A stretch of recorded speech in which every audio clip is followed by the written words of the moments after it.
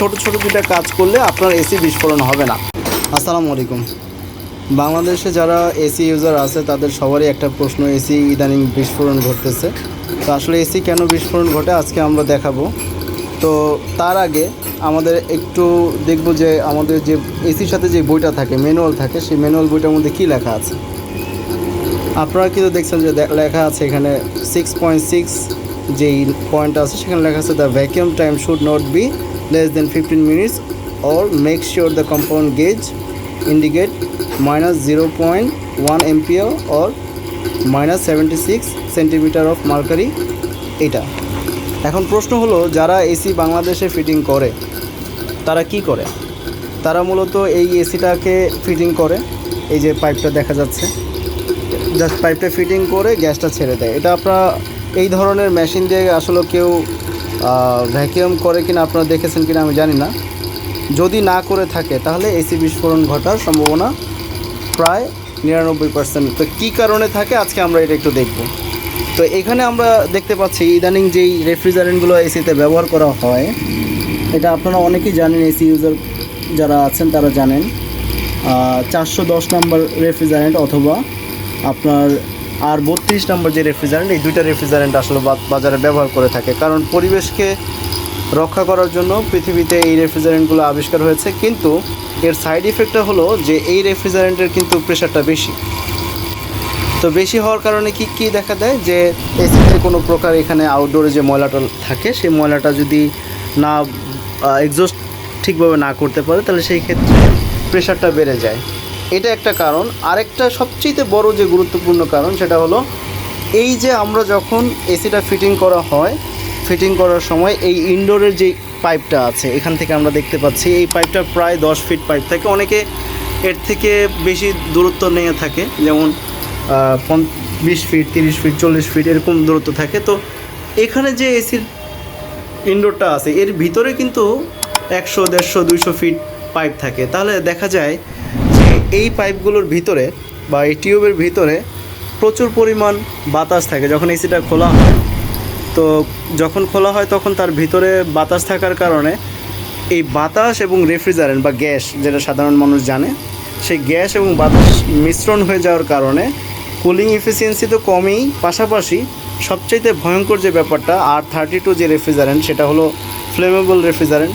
তো সিস্টেমের ভিতরে যদি বাতাস প্রবেশ করে তাহলে বাতাসের সাথে অক্সিজেন বিভিন্ন পদার্থ থাকে, তো সেই বাতাস এবং রেফ্রিজারেন্ট দুইটা মিলে ভিতরে যখন থাকে তখন সমস্যা হয় না। যখন এই আপনারা যখন ঠিকভাবে পরিষ্কার না করা হয় তখন কি হয়, সিস্টেমটা অনেক উত্তপ্ত হয়ে যায়। যখন উত্তপ্ত হয়ে যায় তখন কম্প্রেসারের ভিতরে এটার ভিতরে কম্প্রেসার আছে, হয়তো আপনারা জানেন।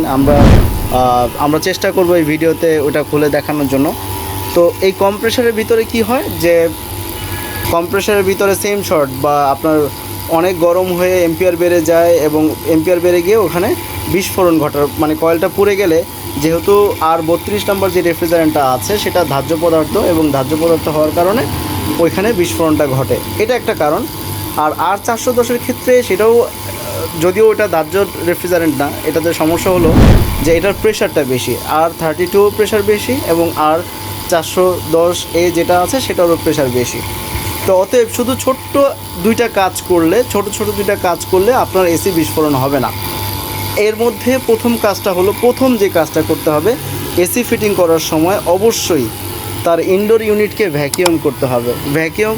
ভ্যাকিউম শব্দটা হয়তো আপনার অনেকেই নন টেকনিক্যাল হলে বুঝতে পারবেন না, আমি সাধারণ মানুষের জন্য বলছি যে বায়ু শূন্য করতে হবে, ভিতর থেকে যেন কোনো প্রকার বায়ু না থাকতে পারে। এই ভ্যাকিউম পাম্পটা কী করছে, যে ভিতর থেকে বায়ুটা বের করে দিচ্ছে। যদি বায়ু না থাকে তাহলে এসি দুর্ঘটনা থেকে আপনি শতভাগ বেঁচে গেলেন। আরেকটা বিষয় হলো যে আপনার এই আউটডোর ইউনিটে এইখান থেকে মূলত রুমের তাপটা বের করা হয়।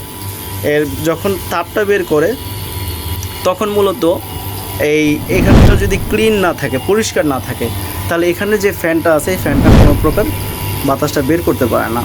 তাহলে এটা ময়লা যেন না থাকে, এই জন্য আপনাদের কী করতে হবে, এসিটা বছরে আপনি এসি ব্যবহার করেন আর নাই করেন, বা আপনি এসি ঠান্ডা হোক বা না হোক, আপনি বছরে 2 বার অবশ্যই ক্লিন করবেন। এখন আমাদের মধ্যে কি একটা প্রবণতা আছে, সেটা হলো কি যে এসি যতক্ষণ পর্যন্ত ঠান্ডা বন্ধ না হবে ঠিক ততক্ষণ পর্যন্ত টেকনিশিয়ানদেরকে ডাক দেবে না। এই যে প্রবণতা থেকে যদি বের না হই, তাহলে আমরা কোনো প্রকার এসি দুর্ঘটনা থেকে বাঁচতে পারবো না। অতএব আপনারা বুঝতে পেরেছেন যে আমরা প্রথম যে কারণটা আমরা বললাম, প্রথম কারণটা হলো ভ্যাকিউম করা, দ্বিতীয় কারণ হলো ময়লা। যেহেতু আমাদের বাংলাদেশটা হলো ডেভেলপিং কান্ট্রি, কিন্তু আমাদের মধ্যে আরেকটা প্রবণতা আছে, সেটা হলো কি যে আমরা সবসময় ভালো কাজের মূল্যায়ন করতে চাই না, টাকা কম দিয়ে ভালো কাজ করতে চাই। সেই জায়গা থেকে আমাদের বের হতে হবে। এসিটা আমরা কি করি, বড় একটা বিল্ডিংয়ের বাহিরে লাগিয়ে দিই। যখন বাহিরে লাগাবে তখন একটা টেকনিশিয়ান কখনোই এই ধরনের ভ্যাকিউম করতে পারবে না। এই জন্য আপনাকে কি করতে হবে, এসিটা ব্যবহার করার জন্য একটা উপযোগী জায়গাও লাগবে। সেই জায়গাটা যদি আপনি না নির্বাচন করেন, তাহলে কোনো প্রকার কখনোই আপনি এই ধরনের ভালো কাজ আশা করতে পারেন না। অতএব আপনার স্থান নির্বাচন করা ভালো একটা জায়গা, যেখান থেকে টেকনিশিয়ানরা ভালোভাবে কাজ করতে পারে, ইঞ্জিনিয়াররা ভালোভাবে কাজ করতে পারে। দ্বিতীয় কথা হলো যে এসি ফিটিং করার সময় ফিটিংটাই হলো মেন জিনিস। ফিটিং করার সময় যেন কোনো প্রকার সিস্টেমে বাতাস বা অক্সিজেন না ঢুকতে পারে। যদি গ্যাসের সাথে অক্সিজেন ঢুকে যায়, একটা হলো আপনার কুলিং এফিসিয়েন্সি বা ঠান্ডা কম পাবেন।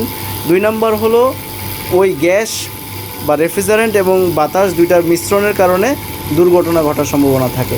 অতএব আশা করি আপনারা যারা সচেতন মানুষ আছেন, তারা অবশ্যই এই বিষয়গুলো লক্ষ্য রাখবেন। আর যারা বিগত আমলে এসি লাগিয়েছেন কিন্তু এটা করেননি, এখন কি করবেন সেটা জানতে আপনি আমাদেরকে ফোন দিতে পারেন।